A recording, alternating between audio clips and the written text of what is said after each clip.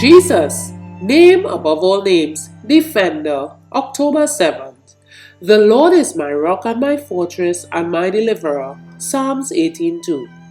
I am thankful that the Lord has not left us in ignorance of how to gain His blessing. Read the 8th and 9th chapters of 2 Corinthians and you will find the whole matter outlined in a few words. Read how the believers came to the apostles and laid their offerings at their feet, prayed with much entreaty that they would receive the gift.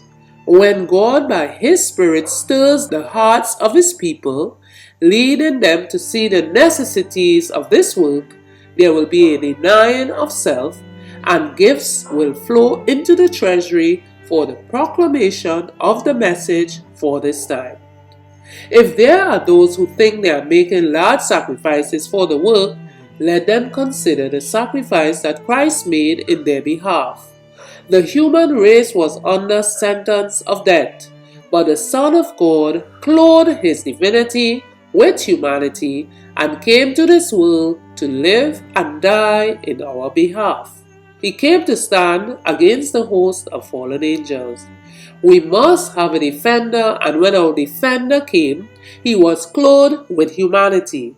For He must be subject to the temptations wherewith humanity is beset, that He might understand how to deliver the godly out of temptation.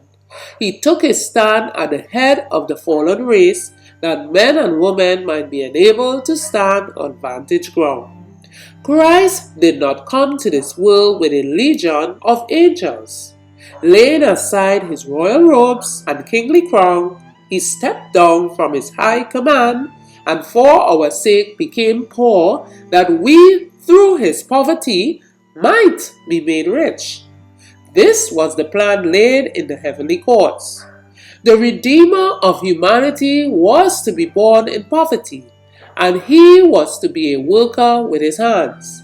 He labored with His Father at the carpenter's trade, and into all that He did, He brought perfection.